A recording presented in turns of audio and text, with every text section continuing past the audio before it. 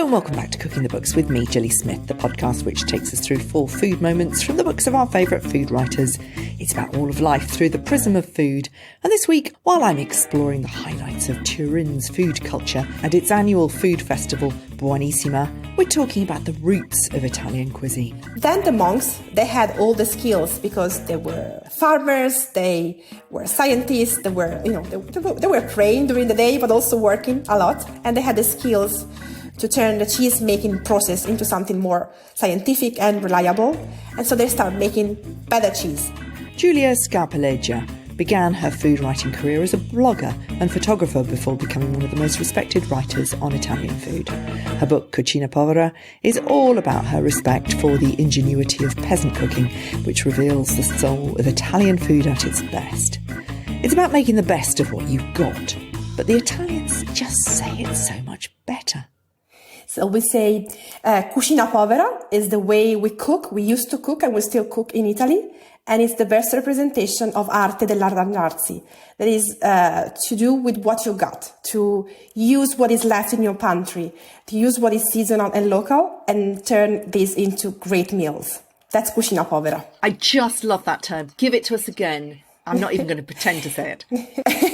Arte dell'arrangiarsi. Gorgeous. And it's the art of making do with what you've got. It's absolutely beautiful. And it's so much better than working with leftovers. But actually, it has a rich tradition. It's about poverty. It's about waste. I do a lot of food writing retreats here, and Elizabeth Luard is our muse in residence at most of them. And of course, she was the one who really brought peasant cooking to our attention back in the 80s. And she tells us in the book how the Europeans have a very different relationship with peasant cookery skills. And it is the skills that gives them the respect.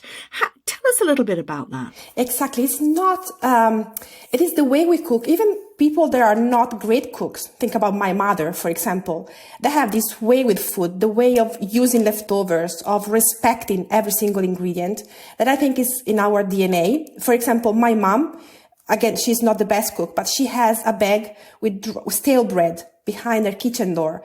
And that's a staple of our cuisine. She can make breadcrumbs with that. She can use that for stuffing vegetables or for stuffing a chicken. So it's the respect of the ingredients. And so the skill is respecting what you have. It is. I mean, I got home last night and I literally had nothing in the fridge. I had a stale heel of some sourdough bread, and I picked up a broccoli on the way back. And I had half a tin of black beans that I used on Saturday, so they were probably on the turn. But I did manage to make a Tuscan bean soup. I whizzed up those black beans, as you told me to, in your book, and I put the stale heel into the soup and I left it for about 10 minutes, as you say. Okay, I know how to make soup. But I hadn't thought about whizzing up the black beans, for example. And then you add, well, you don't use black beans, you use cannellini beans, but you can use any beans. And it is the point. So there is some skill there, isn't there? This is what your book is really all about, isn't it? Exactly. I'm so happy you said this, because sometimes people say, I don't find this ingredient. It's not a problem, because you are using the principles of Cucina Povera and you're using what you have in your pantry. This is exactly Cucina Povera. Use what you have. The first thing you have to do is to search your pantry, see what is left, and from there you can start. And that's exactly the principle. These are the principles of Cucina Povera. This is where everything is beginning. Just give us a little bit of a history lesson. Why did the elite Italians respect that in the poor people? Because, class division is something that is very dismissive, isn't it? But not in cooking. Yeah, exactly. Of course, most of the cookery books we have from the old times, they were from rich people. So the elite, the chefs cooking for big banquets. But still, the poor people, they had to do with what they had. And we have this cuisine that is different in the cities and in the countryside, because in the cities, they would cook what was close to them. And most of the time, it was what was left after butchering all the animals, while in the countryside, it was cooking with what was seasonal and close to them. So vegetables, forage greens, and maybe a couple of eggs and stale bread.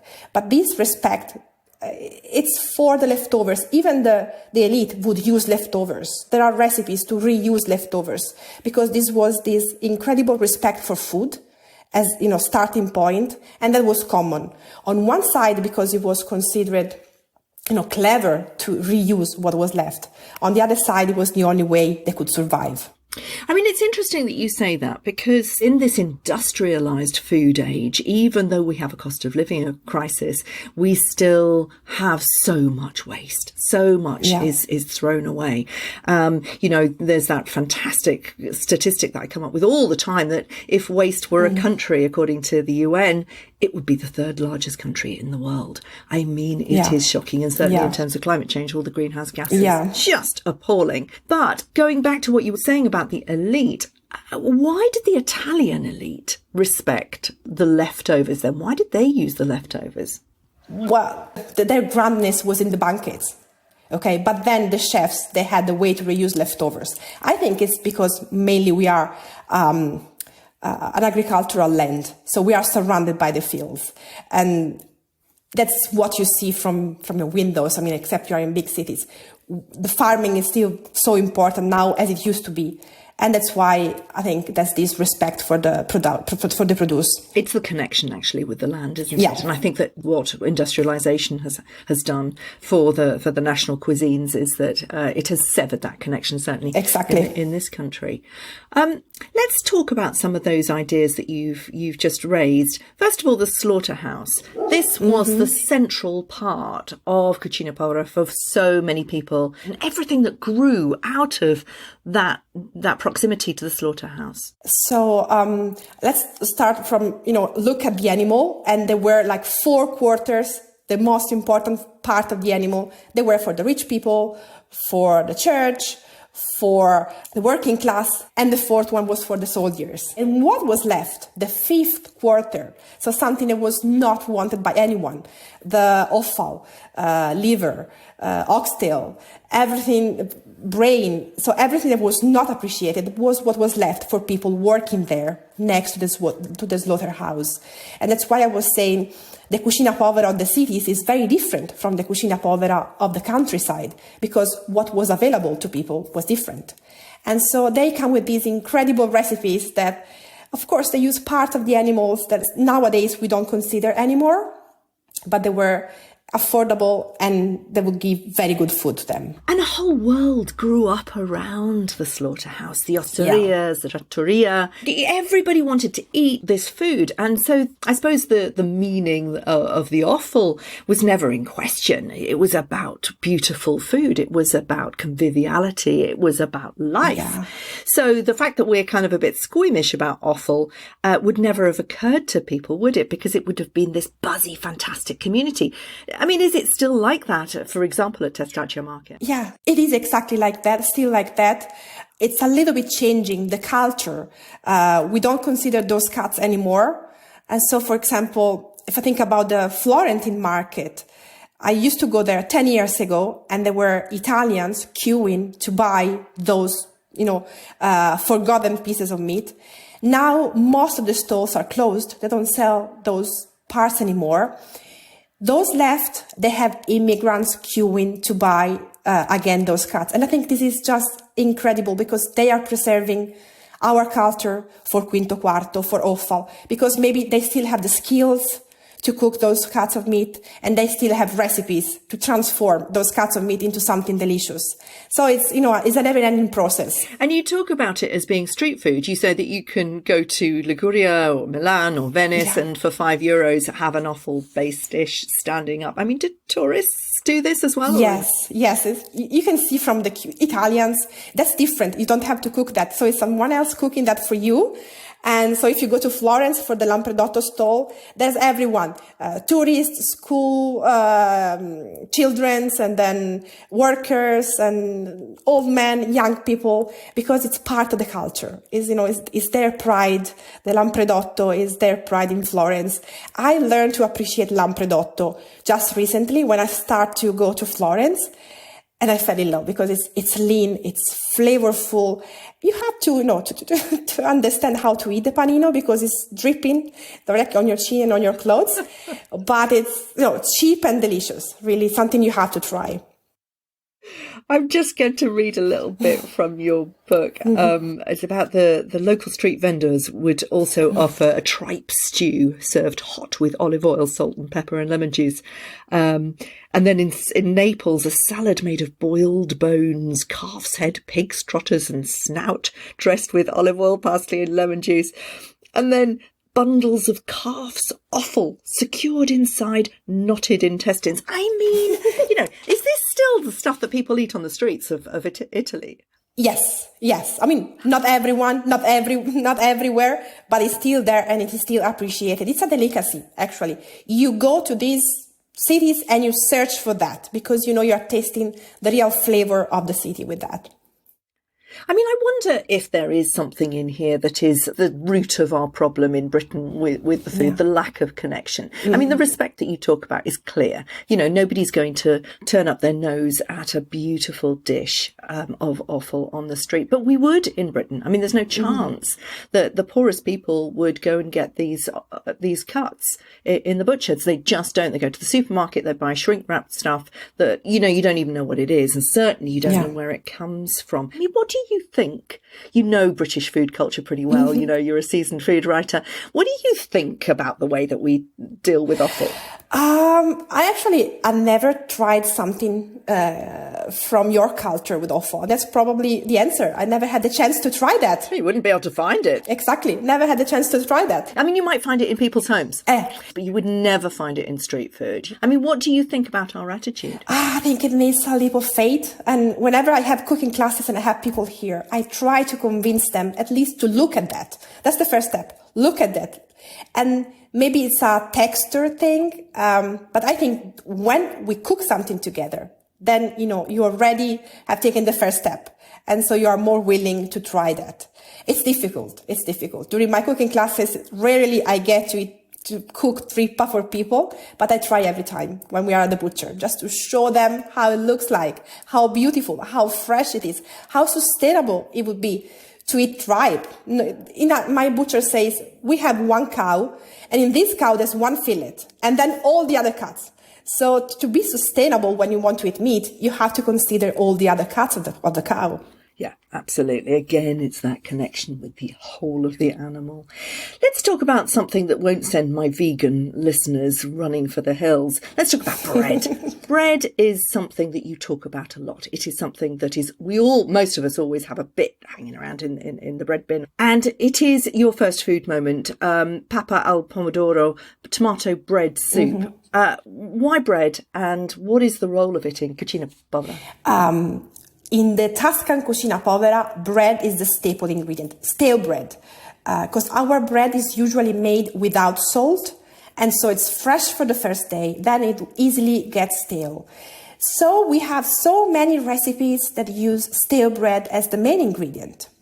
So in our culture, we have panzanella, so a tomato bread salad, ribollita, where you use stale bread to give body to the soup, and papa al pomodoro, tomato bread soup. It is actually my comfort food.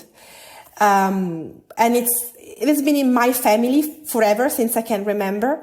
And we have this story because my mom, she always tells me this story. She was alone with my great grandfather, and he was a farmer, a typical Tuscan farmer. My mom is from San Gimignano, and she considers herself a city girl because she's from San Gimignano. So she didn't know how to cook when she was newly married. She didn't know what papa al pomodoro was. So my great-grandfather asked her to make papa al pomodoro, and she was like, and what it is papa al pomodoro? So it was like, no, cara, fammi qualcos'altro. So just cook me something else, because he wasn't, ready to try something that was not papa al pomodoro. And then my grandmother, she gave me her recipe, and it's a recipe from Siena. So it's a pale papa al pomodoro with just a few pieces of tomatoes and fresh basil, something you make during the summer. Then I start to research the recipe, and I learned the recipe from Firenze, from Florence. It's red and bright because often it's made with canned tomatoes. And then eventually I came to my own recipe that, just like we live in between Siena and Florence, this recipe sits in between the recipes of Siena and Florence. So it's not as bright as the papa al pomodoro from Florence. It's not as pale as the one from Siena. It's my papa al pomodoro. And when I cooked that and gave it to my grandmother, and she said, now you know how to cook. That was a big moment for me because I changed her recipe and she appreciated that. So that was a very big moment for me. Yeah. And what do you think she meant by that? Was it the what we were talking about before, having those basic rules and then knowing how to play with them? I think it was actually good. I have to say this myself. I'm sure it tasted great. But what she meant by that was pretty much what you're trying to do in the book, isn't it? Which is give you the skills, give us the skills so that we can then play with them. Exactly. So I used the same ingredients, stale bread and tomatoes. And with that, I came out with another recipe that was still respecting the same principle, but that was my recipe. And she loved that. And that was a very, big moment for us. Yeah. Your second food moment is about your mum, who you say is a terrible cook. But it is her minestrone. It may have come from a bag in the freezer, but it was her bag in the freezer. Yeah. Her signature was the burnt onion. Because again, now she's better in cooking, I have to say this, but I didn't learn how to cook from her. I learned how to feed people and how to make people feel loved with food, thanks to her. This minestrone, she would make the minestrone while she was doing 100 different things. And so she would slice the onion, put the onion on high flame with olive oil in a pot, and forget about that. So always the onion would burn. Always. She still does this. And then she would pour the frozen minestrone on top of the burnt onion, and you just hear this sound from the kitchen, and then pour some water and cook that. Still, and for me, this is still the best minestrone I have. Her minestrone is my favorite minestrone. And of course, then I learned to make minestrone chopping all the single vegetables. And when I was dating Tommaso, my husband, he's from Florence. I used to spend part-time of the week in Florence. I would go to Florentine markets, and there was this guy at the vegetable stall, and he was explaining how to make a creamy minestrone. I remember exactly the moment. And it was like, you have either to mash a potato, add beans, or a spoonful of pesto. It was like so simple, so clever, seasonal vegetables, a few things you can add, and you have an incredible minestrone. So now, like, when I want to feel like a grown-up, I make my own minestrone, I chop all the vegetables. When I'm in a hurry and when I have like to feed my daughter, that's frozen minestrone from the bag. That's Nonna's recipe. That's Nonna's recipe. Making pasta, your third food moment, orecchiette, it feels to British people that you only make pasta when you've got masses of time. It feels like one of those nonna skills that, you do if you're not going out to work. But actually, it's super, super easy, isn't it? And so cheap. Yes. Tell us about making orecchiette, yeah, which must be the most fun of all pasta to make. Because you're not drying it everywhere. You're just making little ears. Exactly. And I love the dough. The dough is the super simple semolina flour and water, another poor vegan recipe because it's just flour and water, no eggs. And I learned this in Salento. Again, Tommaso's family, his mom, she was from Salento, from the south of Italy. She passed away a couple of years ago, and I didn't manage to learn her recipes. So that's something I've always wanted to do. Learn the typical recipes of Salento, to have them in the family, to pass them to my daughter. So luckily, Tommaso's uncle is a very good cook, and he's introducing me to many recipes from Salento, but also his aunt. She had this friend a couple of years ago. She invited all of us in her house in Salento. We started making orecchiette in the afternoon, and it was super fun. They were very strict because I was trying, this looks quite good. No, it's broken. Try again. I would try again. No, it's wrong. Try it again. It's not the right movement. It's not. And it's really a memory. It's in your hands. And once you start making them and you start forgetting about your movements, but just talking with them, it becomes so simple, so automatic. And yeah, this is one of my best memories. And after that afternoon, Tommaso's aunt, she gave me Tommaso's nonna's knife, because you use, special knife to make orecchiette. And the orecchiette made with that knife are the best orecchiette. And I treasure this knife. It's like a treasure for the family. So I'm really proud to be the owner of that knife now. Yeah.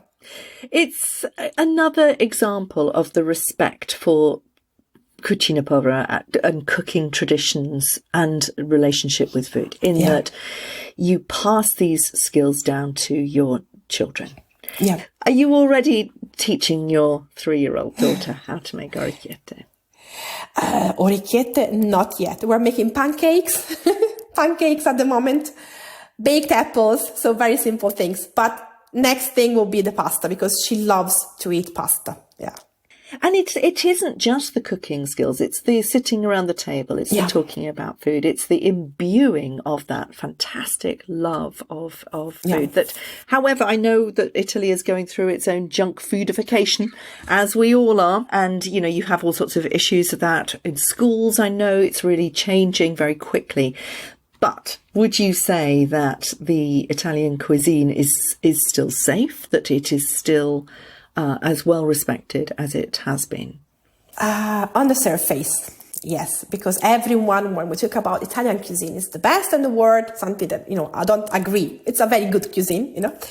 But then most of the traditional recipes are forgotten. We search for new things, new ingredients, new techniques. But working on this book, I realized how most of our traditional recipes are modern.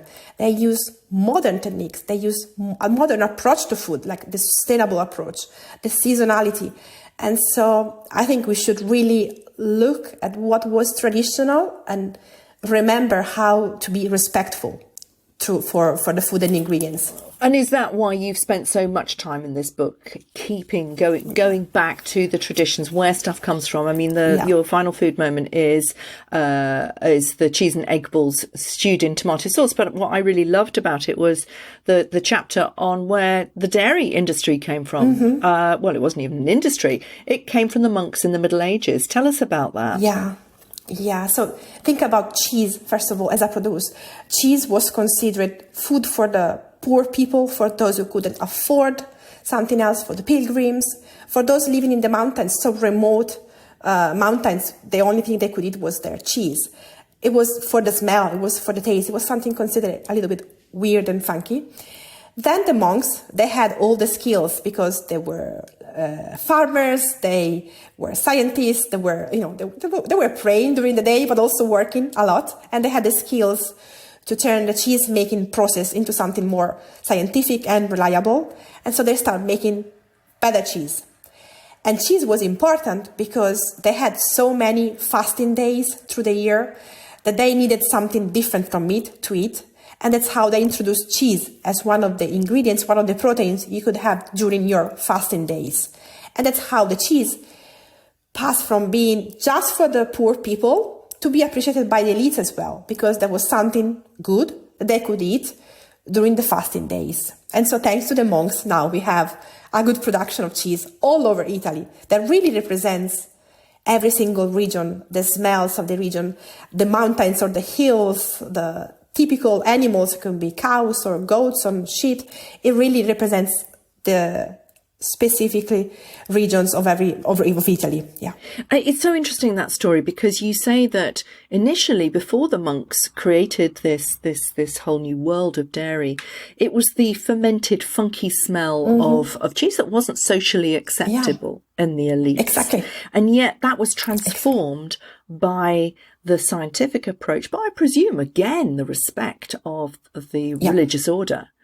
Was that what gave it its prestige? Exactly, because they were not the poor people eating the cheese, but they were the monks, and they had a social status. And so associating the cheese to their social status, to the church, that's how it was then appreciated and introduced also to the elite banquets. But your fourth food moment, the cheese and egg balls stewed in tomato sauce, is absolutely back to Cucina Povera. Tell us about that. Yeah, so we work on Cucina Povera during the several lockdowns of Italy. I was first pregnant, then I had a newly born and toddler, so all our plans to travel through Italy, to taste recipes, visit restaurants, we just had to forget about them. So I had to rely on technology and cookbooks. All the traditional cookbooks of the Italian cuisine, but also all the friends from all over Italy, from different regions that were very They were there for me, like on WhatsApp and Zoom, to explain me how to cook something or how to solve a problem or which was the best bread to make a stuffing or canederli. And one of my friends, Giulia, we have the same name, from Abruzzo, Giulia Scarpaleggia, she spent a whole afternoon cooking on Zoom with her mother-in-law, and they were trying to teach me the traditional recipes of Abruzzo, like these pallotte, cacio e ova, so they're like balls made with stale bread and whatever cheese was left. And then you stew them in tomato sauce. And first you fry them and they have to dance in the oil. And I was so excited when I saw my balls dancing in the oil, just like their balls on the other side of the computer. So that was a great moment because really thanks to technology, we managed to save or work on traditional old recipes, and so new and old together in this book. I mean, it's amazing what has happened. People are doing cook-alongs all the time now. They're doing the little history lessons with cook-alongs, with recipes over Zoom. People are so fascinated by the roots of cookery. I think that, we'll just get more and more fascinated, but also more skilled up. It's really interesting because every year I go to Turin in October to Buonissima, which is a celebration of Turin's food. And I eat the most incredible food. Often it's Michelin starred, but often it's, Cucina Povera as well. But what I've noticed is that while the very best food in Britain is about story, it's about provenance, it's about the producers. You might have a little story about that on the menu. You'll certainly be told by the waiter about that. Doesn't happen in Turin. And it feels to me that it's so taken for granted. Of course it's beautifully sourced. Of course there's a massive story about the truffles or whatever. They don't even need to say it. They play with it. There's an art about it that transcends this kind of need to tell the story that we have.